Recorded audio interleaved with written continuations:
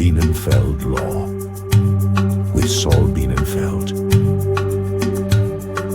You ever wonder why two people charged with the same crime have completely different outcomes?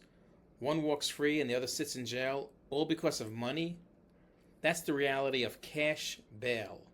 And now, states, including New York, across the country are shifting to cashless bail. But what does that mean for justice? And how does it change the job of a criminal defense attorney fighting for their client's freedom?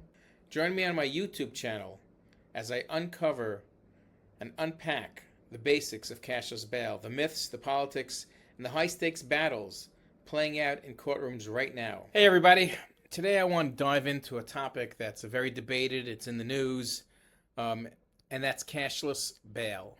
And you've probably seen it in the headlines. Politicians are fighting over it, activists rally for it, and critics say it puts communities at risk. But what does cashless bail actually mean? And more importantly, how does it affect criminal defense attorneys, the people on the front lines fighting for their client's freedom? So let's break it down. Now, bail is the money that a defendant pays to be released from jail while awaiting trial. The idea is that it creates a financial incentive to come back to court. The problem in practice is bail often punishes poverty. You see, wealthy defendants can buy their freedom, whereas a poor defendant sits in jail, even for minor charges, simply because they can't afford bail. That doesn't seem to be very fair. So that's where cashless bail comes in. Instead of money, the system uses a risk assessment or a judicial discretion to decide, will the person show up to court and do they pose a danger to others? So cashless bail removes money from the equation. Instead, judges evaluate factors like their past record of appearing in court, the nature of the charges, the risk to public safety.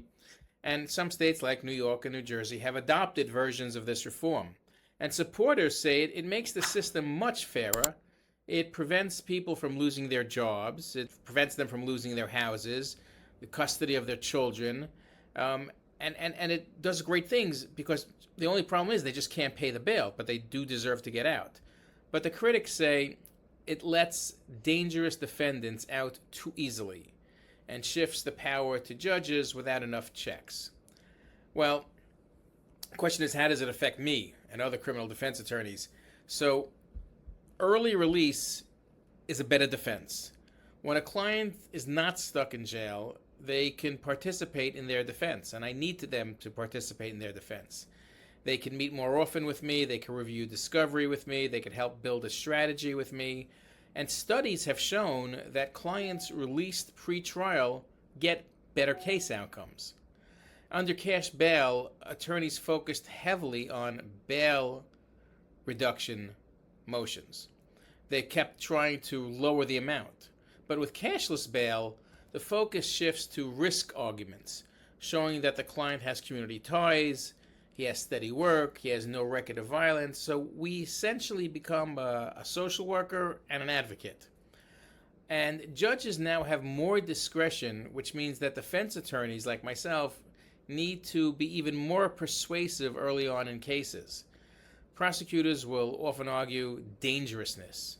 They argue that very aggressively. So defense lawyers must push back with real evidence of stability and reliability.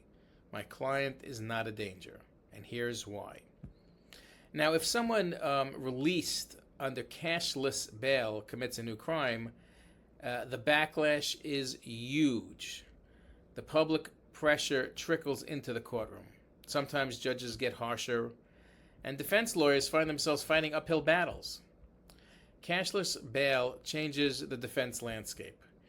It can mean more fairness for indigent clients, but it also raises the stakes in pretrial hearings. So for attorneys, it's no longer just about dollars and cents. It's about telling a full story of who the client is, why they're not a risk, and why they deserve a chance to fight their case from the outside.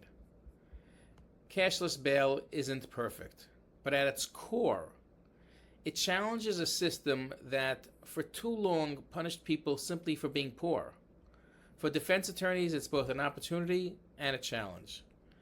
We get more clients home where they belong, But we also carry the burden of persuading courts day after day that freedom before trial isn't a privilege, it's a right. Well, that's today's dive into cashless bail. Thanks for listening, and next time you hear the term in the headlines, you'll know what it means and how it plays out in the real world of criminal defense. Thanks for listening.